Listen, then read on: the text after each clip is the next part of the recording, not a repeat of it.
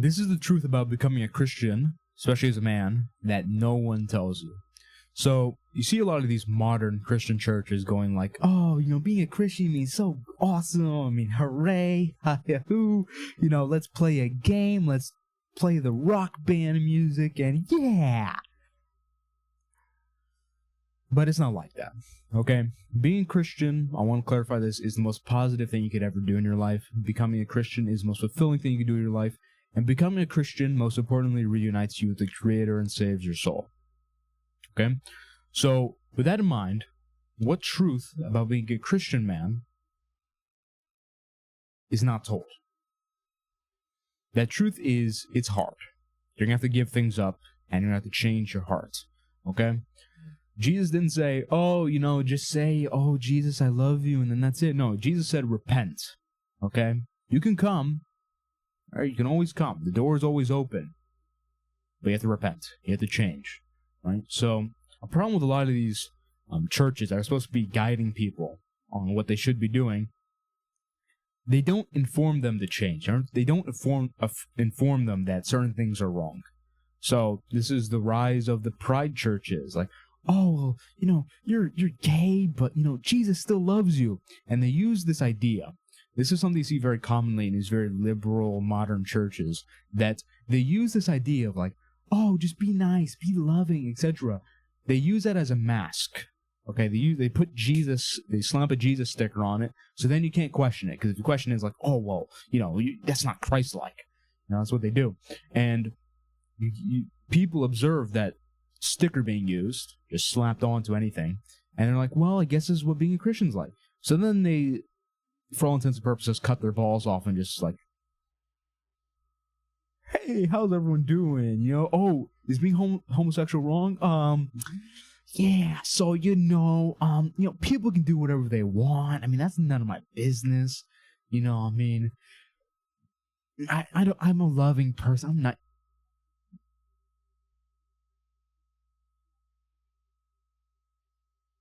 This is what we're dealing with. This is what people are being taught. Real quick, I want to make a segment talking about my Discord, which is completely free, and I'm talking about it because, honestly, in these YouTube videos, I can't go fully in depth on the more advanced information, and there's some things I can't talk about on YouTube, so that's why I have the Discord. You can access me there for free. It's not too crazy yet, so if you ask me a question in there, I'll be able to answer, and I have a channel where I specifically send more advanced and useful information every single day. Right now I'm doing 2 to 3 posts a day. In any case, let's get back to the video. Join the Discord in the description. So, becoming a Christian is going to require you to get a pair of balls to defend the Christian faith. Not with force, but with spirit. Right? Have the spirit. Okay?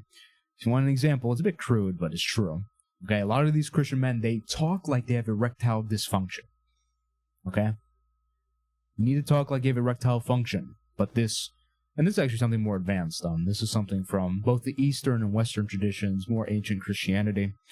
And it's this idea that eros, which is like love, but it's like the highest form of love, so it includes like sexual energy. That eros can be transmuted not only towards your ideas and trying to achieve your goals, but also God. So, for instance, there was the ecstasy of Saint Mother Teresa. I'm not a Catholic, but I think this is a good example, where she channeled this eros energy towards God. It's like loving for God. It's longing for God. Right? And that is something that's very important. That's another thing. It's kind of a side note. It's kind of off topic for this video. But the point is that a lot of these people take this energy that was once... Because, take an example like this. There's a lot of people that, kind of lived as degenerates when they're younger. Maybe they smoked a lot, drank a lot, did things that are kind of wrong, and then they're like, well, I'm going to become a Christian now. And they're told these things, and they're like, okay, well, I'm just going to take this energy that I had, I'm just going to go suppress it. And that's the wrong thing to do. The right thing to do is take this energy, right? Recognize it, embrace it, and then see what's the right thing to do. Purify the energy, because that's the whole point. Jesus didn't come to erase humanity. He came to purify humanity.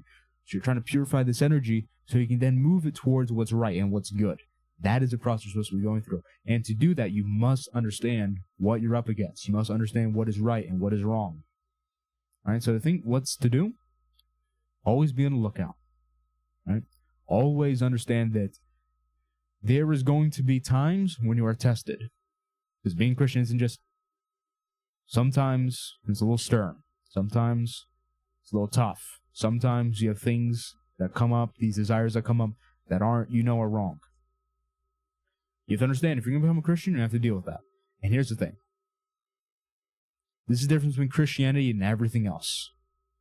Suffering has purpose in Christianity. If you're an atheist, suffering is like, yeah, so basically there was this big soup and organisms came together and had a bunch of sex, and there was these monkeys and they had sex, and and then humans came, and when people suffer, it's just to create new life. So your suffering has no meaning. Your love for your mom isn't real, and the earth just made itself. Same with the universe. And Freemasons are great people, all that stuff, right? There's no meaning in suffering. Okay, suffering is just the way the world goes. But suffering has meaning in Christianity because God Himself suffered. He suffered for our own sake. So when we suffer, we know this has a purpose. This has meaning. We're suffering for a reason, and that reason's greater. So when Jesus died and suffered, it seemed like a big tragedy. It seemed like a big failure. But when He resurrected, when He was born again, right, in the sense of Him coming back to life, that gave it meaning. And that gave your suffering meaning. So, yeah, it's hard, but there's beauty in the struggle.